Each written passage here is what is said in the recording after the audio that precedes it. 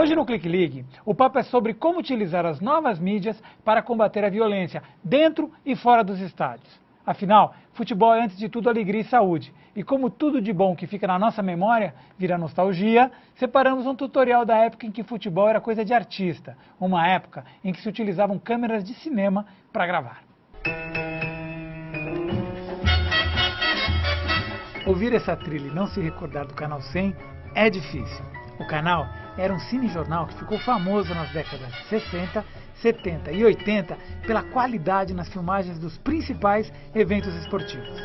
Alguns desses materiais antológicos estão disponíveis no site. Então, vamos entrar no túnel do tempo e relembrar esses bons momentos. Na Home, os cinejornais contam histórias de momentos marcantes nos gramados brasileiros, como o jogo contra a União Soviética, no auge da Guerra Fria, com a presença de Robert Kennedy no nosso Maracanã. Como sempre, Pelé é o perigo, e os russos cerraram a marcação em torno do rei. Ainda na Home, em memória do futebol, relembramos acontecimentos que marcaram o futebol, como o dribles do craque Mané Garrincha, a majestade do rei Pelé e muito mais. Em notícia, estão reunidas histórias sobre grandes espetáculos, jogadores e clássicos. Tudo para matar a saudade dos tempos de ouro do futebol, quando o Maracanã recebia um público de mais de 150 mil pessoas. E aí, gostou de ver esses grandes craques do futebol desfilando sobre os campos de antigamente? Então compartilhe!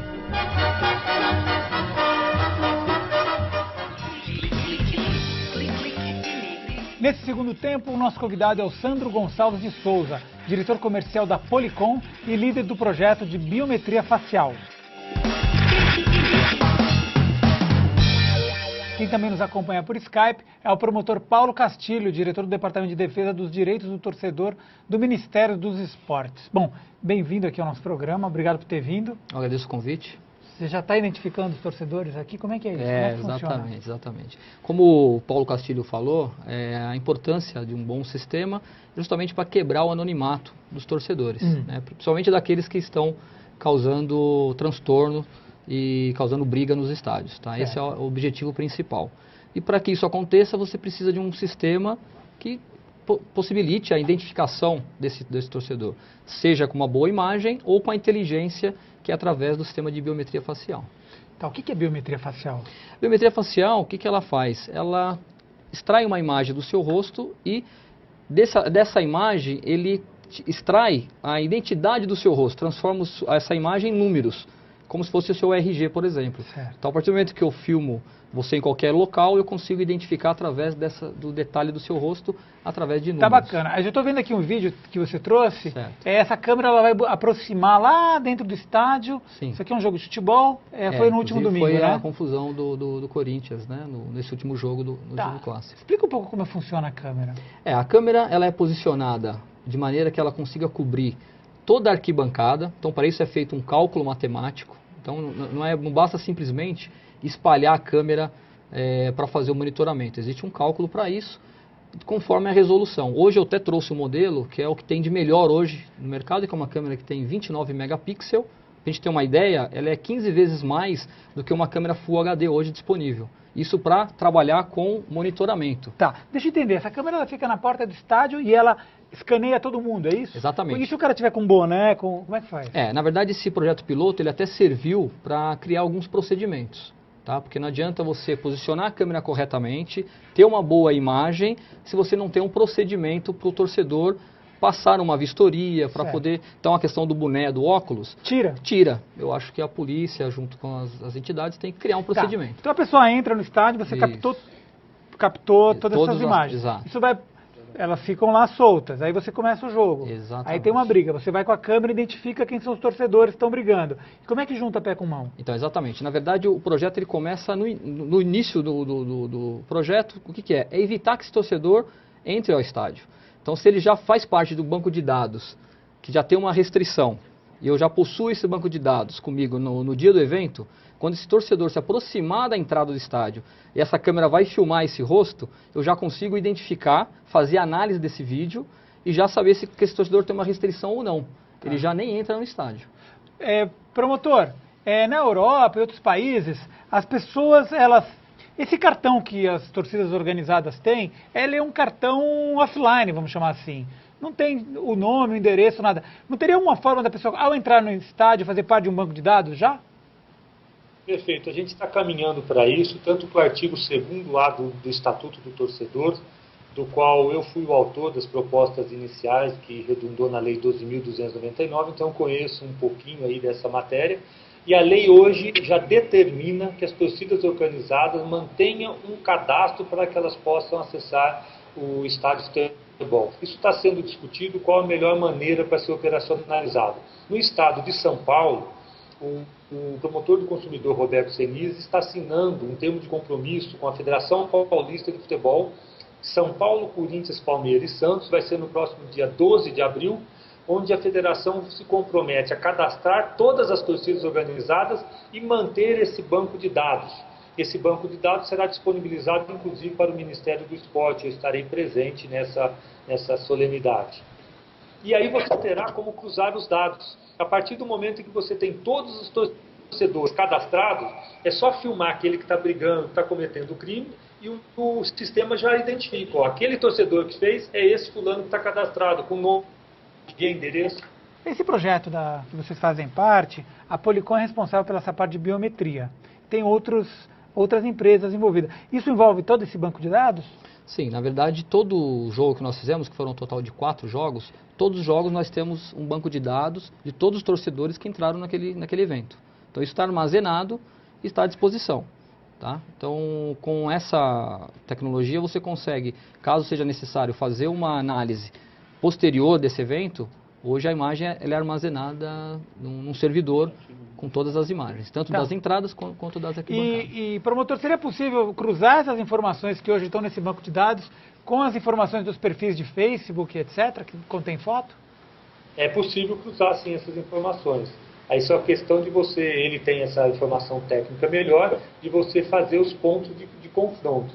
E um deles, o mais importante para a gente, seria a biometria facial. O sujeito brigou, ele foi gravado lá, tá gravado ele brigando lá, isso é prova já, em definitivo. Sem dúvida nenhuma, e nós temos hoje medidas no próprio Estatuto do Torcedor que permite o banimento desse mau torcedor por 3 anos do estádio de futebol. Então, acho que nós temos que realmente, como disse o professor Murad, reunirmos forças, o Estado tem que atuar com força na repressão. Mas alguém já foi banido nesse sentido? Essa lei já está valendo? O sujeito, fulano de tal, já não pode entrar no estádio? Existe essa blacklist? Tem várias pessoas que estão proibidas de entrar no estádio de futebol, decorrentes porque cometeram um crime relativamente leve, porque aí você aplica o Estatuto do Torcedor e o Juizado Especial Criminal, e você afasta ele do estádio de futebol por até 3 anos. Evidentemente, quando ele pratica crimes mais graves, como tráfico, homicídio, tentativa de homicídio, aí ele tem preso e não é banido do estádio, porque evidentemente ele está preso. Mas o estatuto é para ser aplicado. E nós temos esta preocupação. Eu posso afiançar que isso é uma questão de segurança pública, que tem inclusive interesse da própria União, porque as torcidas se movimentam entre estados. Então, deixa de ser um problema regional localizado para ser um problema nacional, esta questão de segurança. Na medida que uma torcida sai do Rio Grande do Sul, vai até o Rio Grande do Norte, pode criar um problema. Como é que a empresa de vocês, quais são os cases de sucesso desse tipo de tecnologia no mundo? Hoje é uma tecnologia, ela é recente, estamos falando de aproximadamente 1 ano que essa tecnologia está disponível no Brasil. Fora do Brasil, na Europa, ela já é aplicada em grandes estádios. Então, a ideia do projeto piloto é justamente demonstrar isso para a sociedade, que existe a tecnologia e que está disponível já no Brasil, e com esse projeto piloto, acho que serviu. E os exemplos de sucesso, quais países você pode citar? Temos o estádio do Real Madrid, que é um estádio que já possui essa tecnologia, tem do Chelsea, também já possui grandes estádios. E aí diminuiu muito? Diminuiu bastante. É claro que outros procedimentos também são importantes, mas a tecnologia ela vem para colaborar e fornecer ferramentas para fazer as análises. E isso se integra com, por exemplo, se a gente está falando de um mundo offline, né, do estádio, isso se integra de alguma forma com o mapeamento do que acontece nas redes sociais? Hoje as imagens ficariam à disposição, né? Acho que é um ponto que vale a pena, e acho que as autoridades podem criar um procedimento para, enfim, usar essas imagens que têm uma boa qualidade para fazer essa pesquisa, essa investigação, acho que é possível. A tecnologia hoje tem soluções que eu acredito que seja possível, sim. Deixa eu perguntar, promotor, como é que é feito hoje esse rastreamento dessa movimentação na internet? O sujeito, quando marca uma briga e briga de fato, ele pode ser punido só por ter marcado a briga? Como é que é isso? A verdade é o seguinte, eles fazem isso pela rede de internet, eles têm as comunidades dele, onde você precisa entrar lá disfarçadamente. Obviamente, se você falar que é uma autoridade, eles não vão permitir o seu acesso nessa comunidade. E simplesmente o fato de marcar uma pode sim ser enquadrado em crime de incitação à violência, em crimes de quadrilha, e evidentemente que é preciso um trabalho para a gente monitorar não só as redes sociais, como o próprio telefone, como essa própria torcida que estão marcando todos esses atos de vandalismo. Evidentemente que nós precisamos retirar do convívio social e do meio do futebol esses criminosos que são utilizados para praticar esses crimes. Então é preciso que as autoridades tomem. Isso é um fato grave que merece repressão. Como foi feito lá no problema do Rio de Janeiro, nos morros, União, Estado e município, e acabaram com aquela onda de tráfico, aqueles crimes bárbaros que eram muito mais graves do que o que ocorre no futebol. Então é possível hoje combater a violência no futebol, desde que se tenha vontade das autoridades competentes. E a polícia está equipada para isso, do ponto de vista de monitoramento das redes? Está equipado, sim.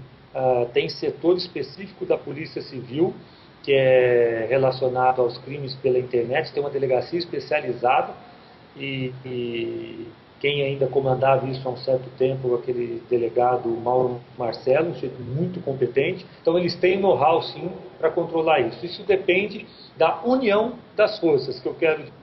Polícia Civil, Polícia Militar, Ministério Público e Poder Judiciário. E também o apoio do Executivo, que é o governo, que é fundamental, e da Assembleia também, porque nós temos todos que entrar de cabeça nessa luta. Na Inglaterra, nos anos 70 e 80, foi vencida a violência? Foi. Mas lá a própria Margaret Thatcher foi às ruas, arregaçou a manga e foi trabalhar e tomou medidas sérias. Aqui, se nós não reunirmos forças, as torcidas estão muito bem articuladas, muito bem informadas, muito bem abastecidas de dinheiro, por isso precisa muita atenção e muita força do Estado para combater essa violência. Por exemplo, na questão da pornografia infantil, a gente tem a SaferNet, por exemplo, que é uma entidade que combate isso e tal. Quais são as entidades que estão do lado aí da turma que quer jogar futebol e não fazer bagunça? Entidades que mexem na internet, que estão cuidando da internet. Olha, realmente eu não tenho essa informação. Eu mesmo, o Ministério Público, a meu pedido, a gente monitorava, enquanto eu trabalhei, estive à frente desse combate à violência no futebol. Foi esse trabalho que eu comecei em 2006. E posso até te dar um dado muito significativo, que vai de encontro com o que o professor Maurício Murad fez. Eu acompanhava diuturnamente essas torcidas, não tinha sábado, domingo, nem feriado. Você pode pegar 2006, 7, 8, 9, 10 e meados de 11 que eu fiz, nós tivemos historicamente dados de menor índice de violência, de menor índice de confronto, menor índice de mortes em todo o Brasil. Foi em São Paulo onde desenvolvi esse trabalho preventivo. Tá bom, deixa eu chamar para o intervalo, a gente volta para esse papo no próximo bloco, tá bom? E você, quer deixar sua mensagem nesse nosso painel eletrônico?